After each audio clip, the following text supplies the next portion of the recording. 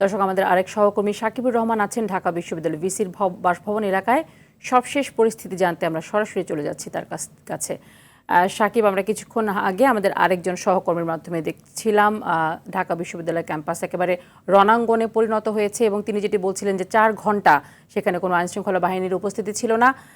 এখন আমরা দেখলাম যে সর্বশেষ কিছুক্ষণ আগে আইনশৃঙ্খলা বাহিনী সেখানে প্রবেশ করেছে। এখন কি অবস্থা দেখছেন সেখানে, সবকিছু মিলিয়ে পরিস্থিতি কেমন?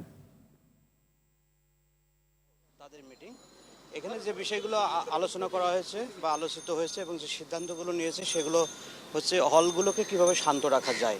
হলে যারা সাধারণ ছাত্র আছে, অর্থাৎ নিয়মিত ছাত্র, সাধারণ না, নিয়মিত ছাত্র, তাদের প্রোটেকশন দেওয়া, কোনো প্রকার অস্থিতিশীল পরিস্থিতি যেন না তৈরি হয় সে বিষয়ে হলের হাউস টিচার এবং প্রভোস্ট যারা আছেন তারা সকলে সেই বিষয়গুলো দেখতেন। এটা আমাদের নির্দেশ। হল বন্ধের তো কোনো নির্দেশনা বা ক্যাম্পাসের এছাড়া আর কোনো আপনাদের কোনো শহীদুল্লাহ হল নিয়ে আলাদা কোনো নির্দেশনা এসেছে বা সকালে যে দুটো হলের উপরে এই মুহূর্তে শহীদুল্লাহ হল নিয়ে আমাদের মাননীয় উপাচার্য দেখতেছেন, উনি এছাড়া আজকে ক্যাম্পাসের বিভিন্ন স্তরে যে সংঘর্ষের যে জায়গাগুলো সেই বিষয়ে এসব বিষয় নিয়ে প্রত্যেকটি হলের প্রাধ্যক্ষ তাদের নিজস্ব হল নিয়ে আলোচনা করেছেন।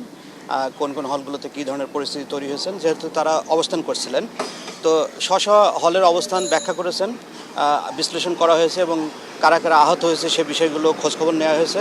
যদি কোনো আহত ছাত্র থেকে থাকে তাদের সুচিকিৎসা দেওয়ার কথা বলেছেন। যারা ভর্তি হয়েছেন চিকিৎসা নিতে তাদের বিষয়ে আলাদা কোনো নির্দেশনা আছে? কতজন ভর্তি হয়েছে এই বিষয়ে কোনো আমরা তথ্য জানি না বা কোনো তথ্য বলা হয় না। আচ্ছা, সবশেষ একটু বলবেন যে এই মুহূর্তে সর্বশেষ তথ্য হচ্ছে হলে পুলিশ ঢুকছেন, এরকম একটা তথ্য? না, হলে পুলিশ ঢোকে নাই, এই কথাটা আপনার ভুল কথা। না, আমরা যতটুকু জেনেছি যে শহীদুল্লাহ হলের দিকে কোনো একটা জায়গায় মনে হয় একটু প্রবলেম আছে, সেই জায়গাটা কন্ট্রোল করার জন্য পুলিশকে সতর্ক থাকতে বলা হয়েছে।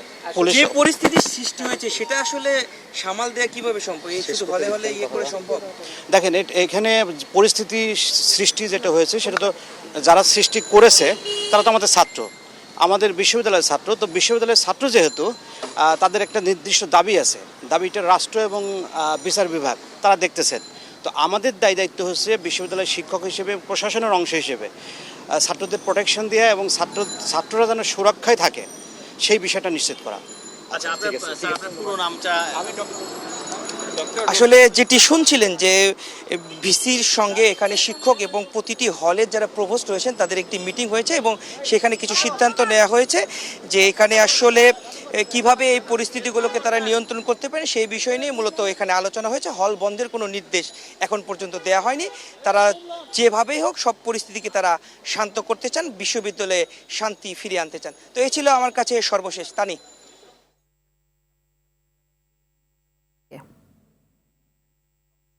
ধন্যবাদ।